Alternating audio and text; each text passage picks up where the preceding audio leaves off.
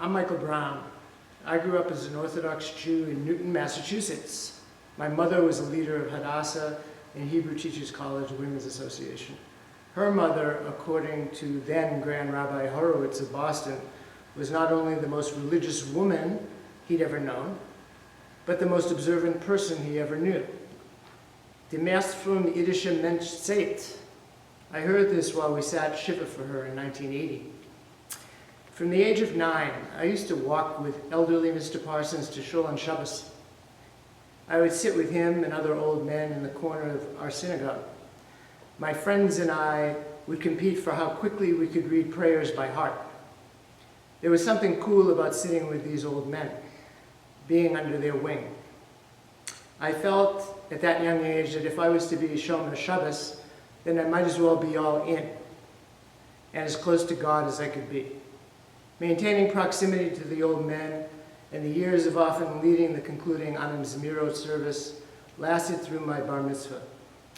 After reading Parshat Naso, a long and I would say tedious Torah chapter, I became conscious of other options to the pathway. I'd been on for years, that pathway. I progressively began moving away from the observant side of Judaism. Nonetheless, I graduated from Hebrew Teachers College, high school, studying 4 days a week after public school and 4 hours on Sundays over 4 years. Trying to balance Hebrew school with sports led to resentment, as balancing the two was a logistical nightmare in the era before mobile phones and soccer and basketball mums. Summers were spent at Camp Yavneh in New Hampshire, where we studied even more Torah, Talmud, history, and Hebrew 4 hours a day, and oftentimes played basketball competitively against Bob Cousy Camp as well. My sophomore year in college, I went to live on Kibbutz Kabri near the Lebanese border for 5 months. It was the first time I ever saw Jews serving other Jews full plates of basar lavan, pork, and wow, that was eye-opening. My mother was quickly informed that real Israeli Jews, some even Holocaust survivors, actually eat pork. Upon returning to college, I went with a friend to check out Simchat Torah celebrations in Crown Heights, Brooklyn. I literally rubbed elbows with Reb Schneerson during his afternoon drosha he delivered to a packed room of Hasidic men.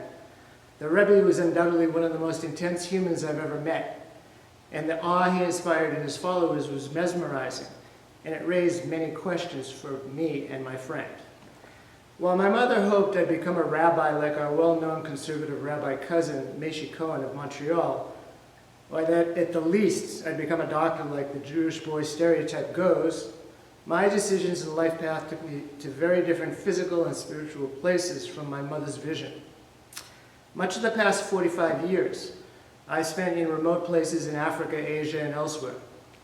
Judaism and practicing Jewish ritual were not my priorities in those years. I had lost interest. Nonetheless, whether in Timbuktu or Papua New Guinea, if I was aware that it was Yom Kippur, I'd fast. And when back in Boston, no matter who I may have been with at the time, I'd always try to make Shabbos dinner at the house, recite Kiddush, eat my mother's chicken soup, provide her with some comfort that I had not totally abandoned the identity of the 10-year-old chanting from the Bima. My return to a more regularized Jewish identity came when I married Mona, my wife, after she painstakingly and with considerable joy decided to convert to Judaism. Perla and Arthur, named after my parents, gave impetus to us to establish a clear Jewish identity, as we both agreed having a clear identity, Jewish or whatever the religion may be, is important for children. And we chose Jewish. Our kids grew up chanting the Shema Yisrael at bedtime to induce sleep, which I taught them. Dinner table discussion for us often reverts today around topics and values of interest to the Jewish community. Points that have been reinforced here at Shir Shalom. With Mona, happiest having me recite Shabbat Kiddush as any good balabosta would, Kol HaKavod, or at least much of the credit, goes to my wife Mona for how this chapter of my Jewish journey has unfolded.